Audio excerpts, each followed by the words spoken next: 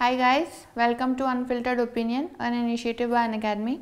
I am Tinkeshwari Swami. I have cleared SBI PO 2019 and today I am here to help you with some of your questions.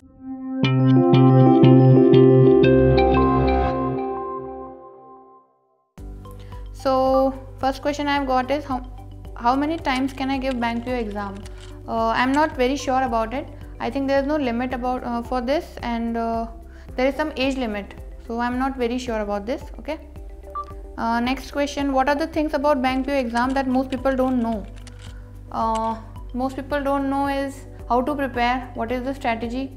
So I think you should know first of all what is the exam pattern, what is the strategy and what is the syllabus. These are the basics that you must know first of all so that you can make your own strategy and make your own timetable.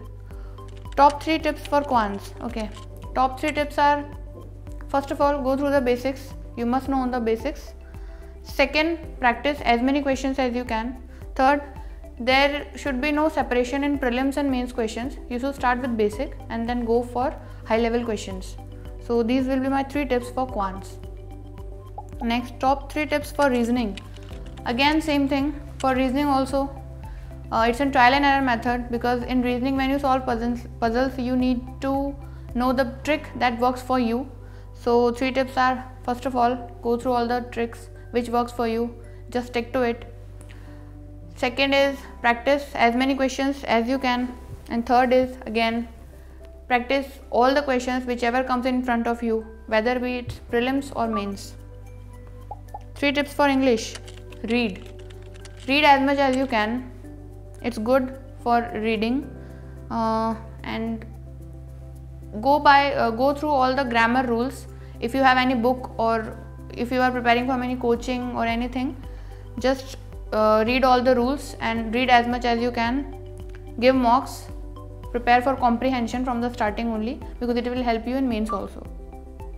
GA, don't skip current affairs. Start as early as you can. Current affairs are very important. Make your own strategy for that also. I have elaborated that in my CTWT video, so you can watch there. There I have explained this in detail. And what's the best time to start preparing for bank exam? There is no particular best time. It varies from person to person. For me, I took 4 months preparation time. Some people take 6 months, some people may take 1 year. So it depends on you and your hard work. There are so many bank exams throughout the year. Should I write all or pick 1 or 2 and focus on them? Okay, you should not pick 1 or 2. Actually, the exam pattern and syllabus is same. Only the level difference. There is a level difference of exam. So you should write all exams. Whichever you are able to crack, that's good for you. Because I filled all the forms whichever come in 2019. How do I know if I am completely prepared for my exams? I think you should give mocks and try to solve as many questions as you can because then only you will get to know your level. Because in starting, when you start giving mocks, you get very low marks, but that doesn't matter. Just keep going and keep giving mock test. Do's and don'ts for prelims. First of all, start from basics. For prelims, the questions are very easy. So you have to start from basics and practice questions that are on easy level. For prelims, what you don't need to do is don't follow for any tricks or anything. Don't fall for any tricks. Just keep preparing, keep practicing all the questions you get. Because in prelims you have very easy questions. The level is not that high as that is in mains. Okay, for mains, GK is a game changer. So people don't prepare for GK in prelims. So in mains it is very important that you go through all the current affairs and take care of your health as well, because in that preparation phase already a long time has been passed. So you will feel frustrated and maybe that you can lose your focus. So give rest to yourself and just keep working. Do's and don'ts for GD and PI. Don't get nervous because people will tell you so many things that you will be very stressed. Like interview is, you don't know what blunder can happen. So there is nothing like that in GD and PI. It is just basic conversation. In GD you have conversation with a group. In PI you have a conversation with your officer in front of you. What do I do if I don't know most of the questions in the interview? If you don't know most of the questions in the interview, don't get nervous, just say sorry and move forward. That's it. What are the qualities the panel wants to see in the interview? The panel already knows, as you have cleared the mains, so they know that you are well versed in knowledge. So they just want to test your personality. They are just looking up for a person who can work in a condition where there is a lot of pressure, there are a lot of responsibilities, and how well you can manage teamwork. So there you don't need to prove your knowledge, you just be yourself, be genuine, that's it. How do I know if my interview was good or bad? I guess you will know that there only.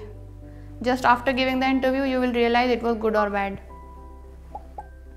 How do so many people score full marks in the interview?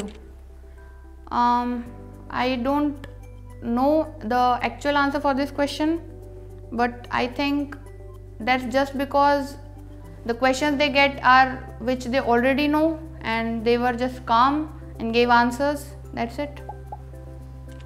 Is work experience before the bank jobs helpful? No, I don't think so, because I didn't have any work experience, so I don't think so.